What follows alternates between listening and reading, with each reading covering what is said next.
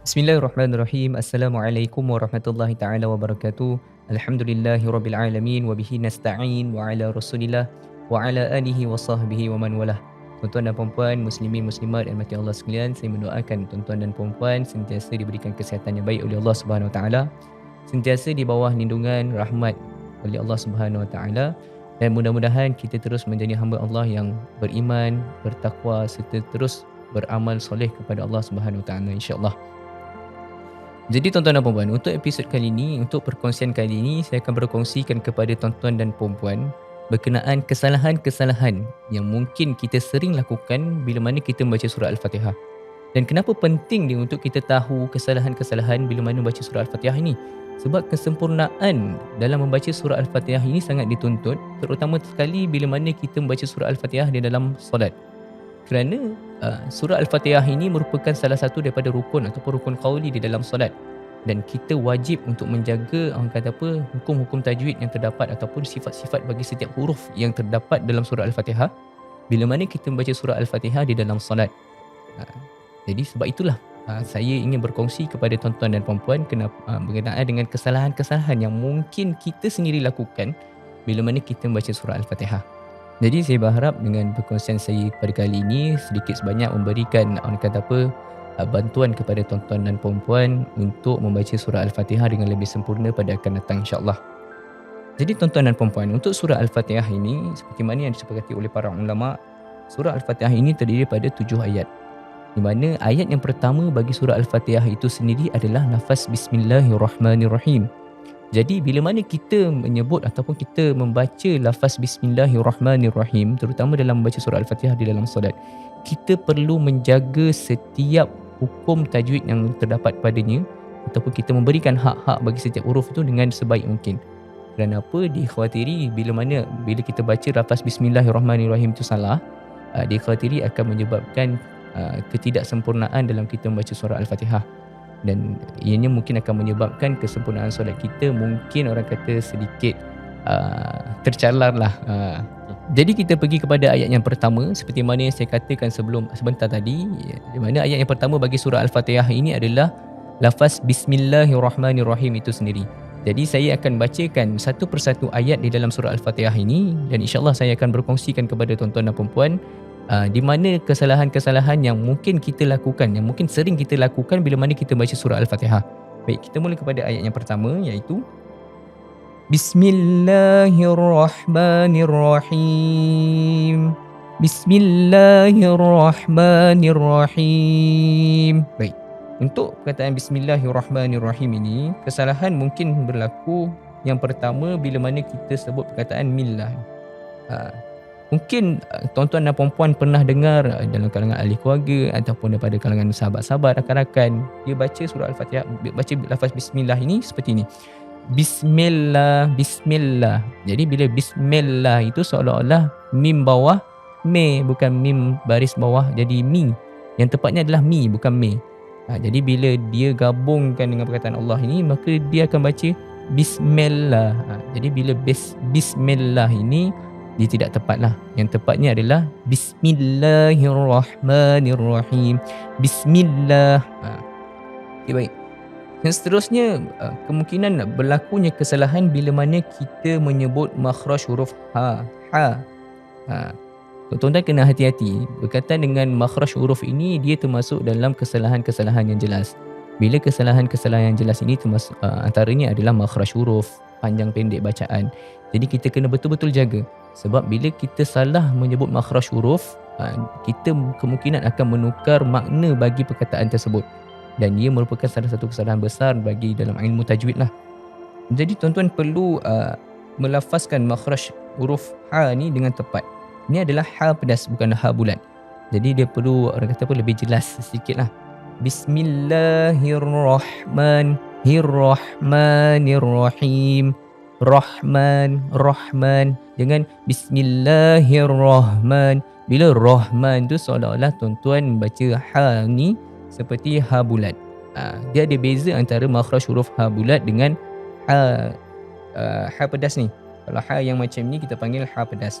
Kalau ini adalah ha bulat. Berbeza antara dua makhraj huruf ini. Kalau ha yang ini dia orang kata boleh kata tebal jugalah. Ha. Tapi yang ini dia nipis sikit. Ha. Jadi Bismillahirrahmanirrahim. Baik. Seterusnya, kesalahan yang mungkin kita lakukan bagi lafaz bismillah ini adalah bila mana di bawah huruf ini. Sama seperti yang ini, yang huruf mim ini, mungkin dalam kalangan kita juga ada yang baca Bismillahirrahmanirrahim. Nirrahim. Bila nirrahim itu seolah-olah nun bawah ni. Sebenarnya nun bawah ni. Jadi yang tepatnya bila kita nak gabungkan dua perkataan ini, yang tepatnya adalah Bismillahirrahmanirrahim. Nirrahim. Jangan nir. InsyaAllah lepas ni tuan-tuan boleh praktis selepas ni. Dan yang terakhir, untuk perkataan him ni boleh dibaca 2, 4 atau 6 dan sebaiknya kita ambil 4 harakat.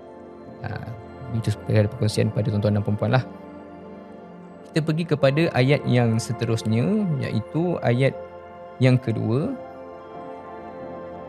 Alhamdulillahi Rabbil Alamin. Alhamdulillahi Rabbil Alamin. Okay. Untuk ayat yang kedua ini, kebiasaan kesalahan yang mungkin kita lakukan adalah bila mana kita nak sebut perkataan Alhamdulillah. Tuan-tuan biasa dengar tak? Ada dalam kalangan, mungkinlah rakan-rakan kita juga kan, dia baca Alhamdulillah. Alham. Dia seolah-olah huruf lam ni dia lantunkan. Lantunkan ni biasanya dalam hukum qalqalah. Tapi huruf lam ini dia bila baca perkataan alham tu dia ada alham. Jadi itu tidak tepat sebab lam ini bukanlah salah satu daripada huruf-huruf di bawah hukum qalqalah. Dan insya-Allah untuk qalqalah nanti saya akan berkongsi untuk pada episod yang akan datang lah. Jadi yang tepat dia tak apa tuan-tuan, sebut satu-satu. Alhamdulillah. Dia mungkin sebab kalau kita nak baca terlampau cepat, itu yang menjadikan Alhamdulillah. Mungkin kesalahan itu berlaku sebabkan kita terlampau cepat nak baca. Jadi tak apa, kita sebut satu-satu. Alhamdulillah. Dan seperti mana yang di atas, huruf ha ni perlu dijagalah makhraj dia. Janganlah alhamdu. Tidak tepatlah. Itu seolah-olah ha bulat. Yang betulnya alhamdu. Boleh tuan-tuan Saya cuba padam sikit lah supaya jelas sikit. Seterusnya, kesalahan yang mungkin berlaku ketika mana kita baca ayat yang kedua surah Al-Fatihah ini adalah di sini. Mungkin tuan-tuan biasa dengar, ada dalam kalangan kita juga baca Alhamdulillahi Rabbil Alamin. Bil Alamin. Mungkin dia selalu panggil kawan dia Nabil kot. Jadi dia terbawa-bawa sehingga baca surah Al-Fatihah. Bila bil, seolah-olah kita membunyikan ba di bawah b, ba di bawah b, bukan ba di bawah b. Yang betulnya adalah ba di bawah b. Jadi yang tepatnya adalah Alhamdulillahi Rabbil Alamin.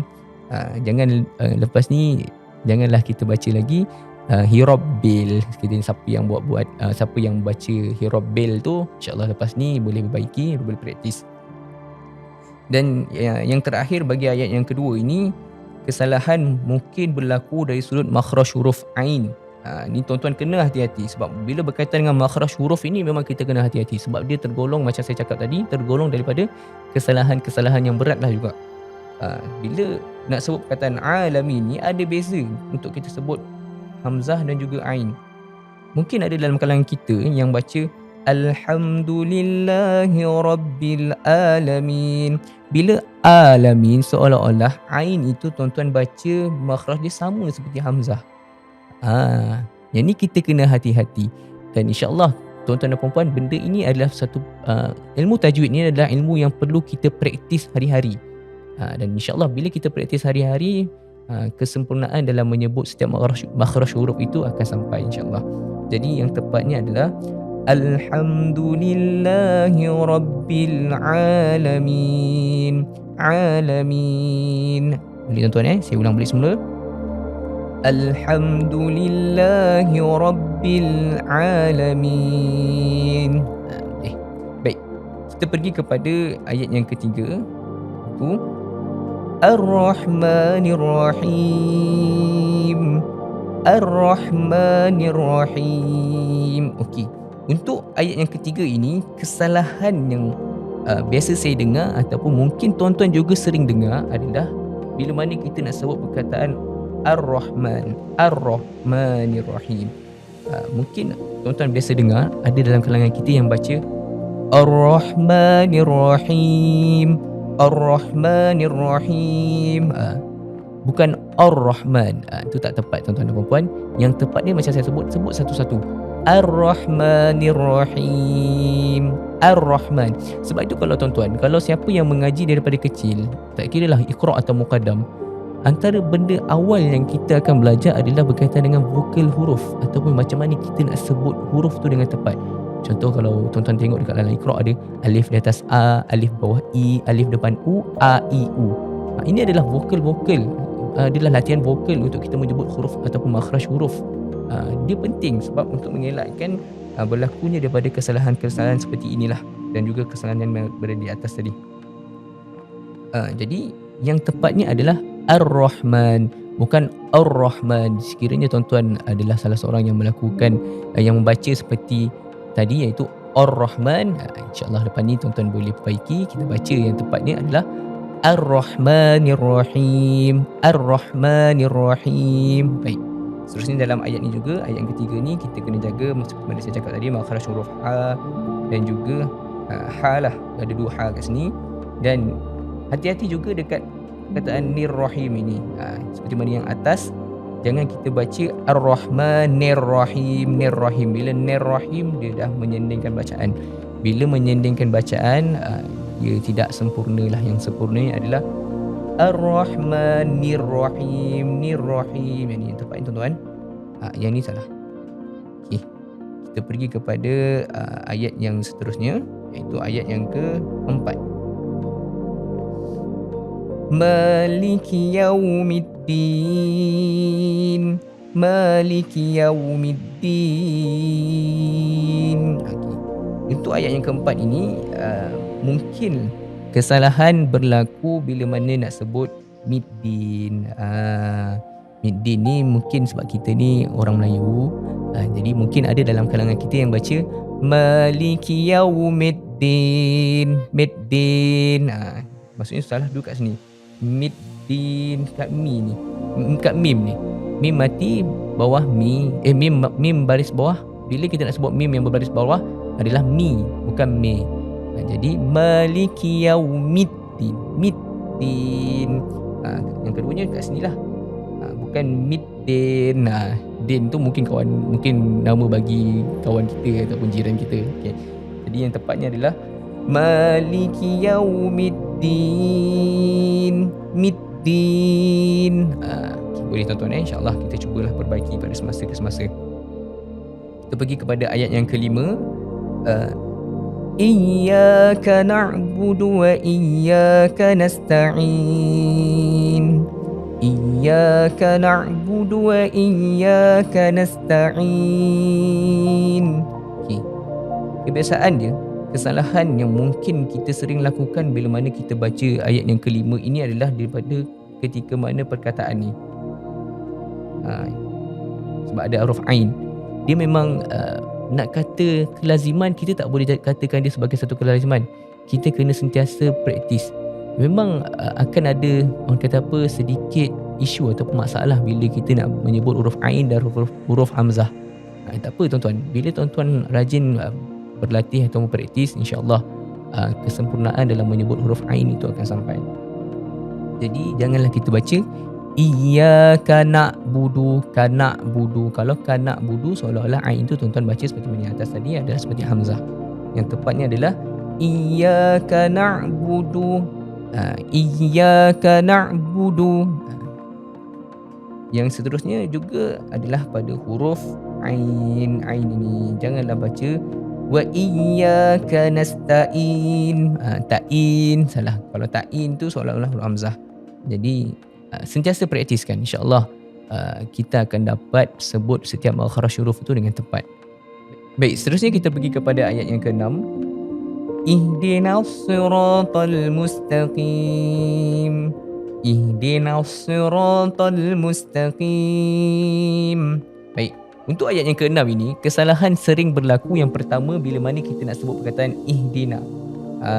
Biasa tak tuan-tuan dengar ataupun mungkin tuan-tuan sendiri yang lakukan kesalahan ini, bila mana baca perkataan ihdina ni, kita baca ihdinas sira, ihdinas sira. Bila dia dah tak tepat. Yang tepatnya adalah ihdinas sira, ihdinas sira. Jadi kalau tuan-tuan lakukan kesalahan ini, boleh praktis, boleh baiki pada masa yang akan datang lah, insya-Allah. Seterusnya, bila mana kita nak gabungkan, kita nak masukkan nun ni dengan perkataan as-sira. Biasa tak tuan-tuan dengar orang baca ihdinas sira, ihdinas sira. Bila tuan-tuan dengar ataupun tuan-tuan sini yang lakukan, boleh baca ihdinas sira, jadi tak tepat. Sebab baris nun ini dia baris atas. Bila nun berbaris atas, bunyinya adalah na, bukan no. Dan no ni seolah-olah kita baris depan. Dan bila tertukar baris ni adalah salah satu kesalahan yang berat jugalah. Kita kena hati-hati di bahagian yang itu. Jadi yang tepat dia ihdinas sira, ihdinas sira, nasira, bukan ihdinas sira. Kena jelaskan baris atas itu ihdinas sira. Okey. Yang seterusnya, huruf sad ni, makhraj huruf sad. Biasa berlaku orang kata apa, masalah bila kita nak sebut berkaitan apa saja makhraj huruf. Dan kalau kita baca ihdinas sira, ihdinas sira tu tidak tepat lah. Sebab ihdinas sira tu seolah-olah tuan-tuan baca bagi makhraj huruf sin. Tuan-tuan samakan makhraj huruf sin dengan huruf sad dengan huruf sin. Jadi dia kurang tepat lah. Lagi dahsyat kalau tuan-tuan baca ihdinas sira, lagi dahsyat kesalahan dia tuan-tuan. Bila mana tuan-tuan baca huruf sad itu seolah-olah seperti huruf sa. Jadi yang tepatnya adalah ihdinas sira. Jadi semoga bolehlah tuan-tuan baiki sekiranya tuan-tuan melaksanakan kesalahan-kesalahan seperti yang saya sebutkan tadi. Baik, kita akan teruskan kepada ayat yang terakhir, iaitu ayat yang ke-7. Dan untuk ayat yang ke-7 ini saya akan buat dua bahagian supaya kita boleh, orang kata apa, lebih mudah lah. Tak adalah saya baca terus sampai ke habis ayat ini. Baik. Siratal ladzina an'amta 'alaihim, siratal ladzina an'amta 'alaihim. Okey, untuk first quarter ni biasa kesalahan akan berlaku dalam huruf bila mana kita nak sebut makhraj huruf sad lah, seperti mana yang kat atas tadi. Jika tuan-tuan baca siratal ladzi, siratal ladzi, itu tak tepat lah. Yang tepatnya adalah huruf sad itu perlu ditebalkan. Jadi yang tepatnya adalah siratal ladzi, siratal ladzi. Baik. Dan juga berhati-hati bagi makhraj huruf zal. Huruf zal ini berbeza makhraj dia dengan huruf zai. Sebab zal ini kita perlu keluarkan sedikit lidah. Tengok siratal ladzi, siratal ladzi, siratal ladzi. Dia bukan siratal ladzi. Bila zi tu dia jadi macam zai. Jadi hati-hati dengan makhraj huruf. Dan antara kesalahan yang paling besar bagi bahagian yang pertama ini adalah bila kita nak gabungkan daripada na'an'am ni, daripada nun yang ini nak pergi kepada perkataan an'amta. Jadi mungkin tuan-tuan biasa dengar orang baca siratal ladzina an'am, na'an'am, na'an'am. Itu salah lah. Seolah-olah huruf nun ni ada lantunan. Jadi macam saya cakapkan di atas, huruf nun juga bukanlah salah satu daripada huruf qalqalah. Huruf qalqalah ada 5, nanti saya akan kongsikan kepada tuan-tuan dan puan-puan. Jadi yang tepat dia, untuk membaca dengan tepat, macam saya cakap, jangan baca laju-laju. Kita sebut satu-satu. InsyaAllah bila kita sebut satu-satu dengan berhati-hati, kita dapat menjaga setiap makhraj huruf, setiap hak bagi huruf-huruf yang terdapat dalam surah Al-Fatihah inilah. Jadi baca satu-satu. Siratal ladzina an'am, na'an'am. Jangan baca na'an'am, na'an'am. Sebab nun tu tak ada lantunan. Dan seterusnya berhati-hati dengan makhraj huruf ain. Sebab huruf ain ini memang boleh saya akui ada sedikit orang kata apa, mungkin ada isu dalam kita nak membezakan antara huruf hamzah dengan huruf ain. Tapi insya-Allah tuan-tuan dan puan, bila kita rajin praktis, kita akan dapat menyebut makhraj setiap huruf dengan baik. Jadi jangan baca na'an bila na'an tu dia dah seolah-olah ain tu kita bunyi seperti hamzah.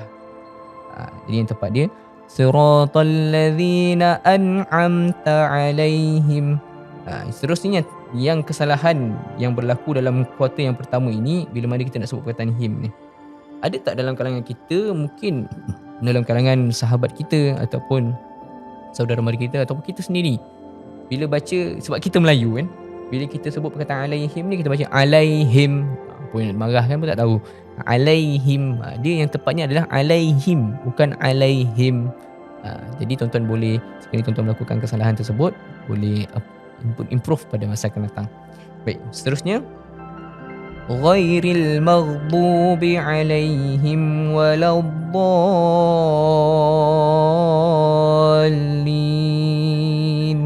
Okay.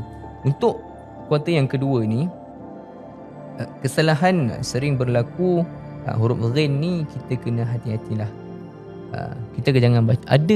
Pernah saya dengar ada seorang hamba Allah ni dia baca ghairil. Ghairil ni dah tak tepat lah. Maksudnya bila kita baca muqaddam ataupun iqra', ghain di atas gha, bukan ghain di atas ra. Jadi bila dia baca ghairil maghdu, dia tak tepat lah. Yang tepatnya adalah ghairil maghdu. Dan kesalahan yang seterusnya sama juga macam kesalahan di sini. Ada dalam kalangan kita yang baca ghairil maghdu.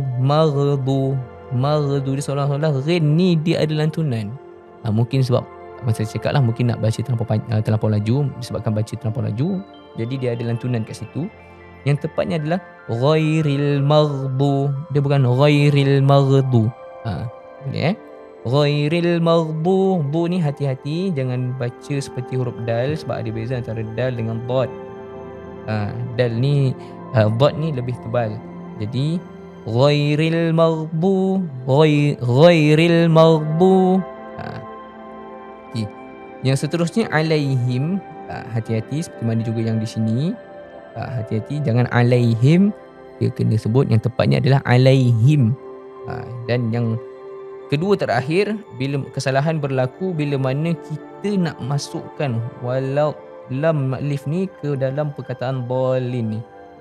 Jangan kita baca, mungkin adalah dalam orang kita yang baca waladdallin, sebab saya pernah dengar waladdall. Bila waladdallin ni seolah-olah lam yang berbaris atas ni kita baca lam alif atas la. Seperti baris depan pula. Jadi yang tepat dia waladda, bukan waladda. Bukan waladda, waladdallin. Dan yang terakhir, kataan dallin ini kita perlu panjangkan 6 harakat. Tapi tak ada masalah kalau tuan-tuan hanya mampu 4 harakat, tak ada masalah. Tapi siapa yang berkemampuan untuk 6 harakat adalah lebih sempurna, sebab ini adalah mad lazim kalimi musaqqal. Jadi yang sebaiknya adalah 6 harakat. Baik.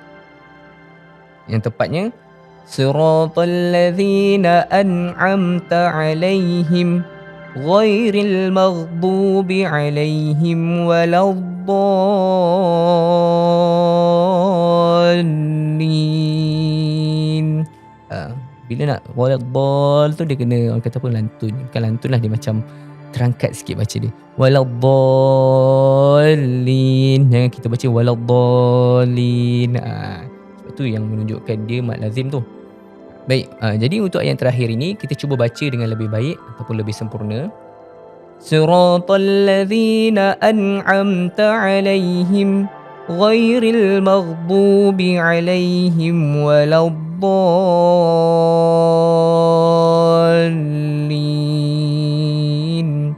Bila kita nak sebut huruf dal ni, saya lupa nak kongsikan.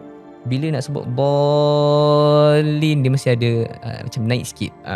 Dia jangan kita baca mendatar waladdallin, jadi tak tepat lah. Sebab tu dia panggil mad lazim kalimah musaqqal.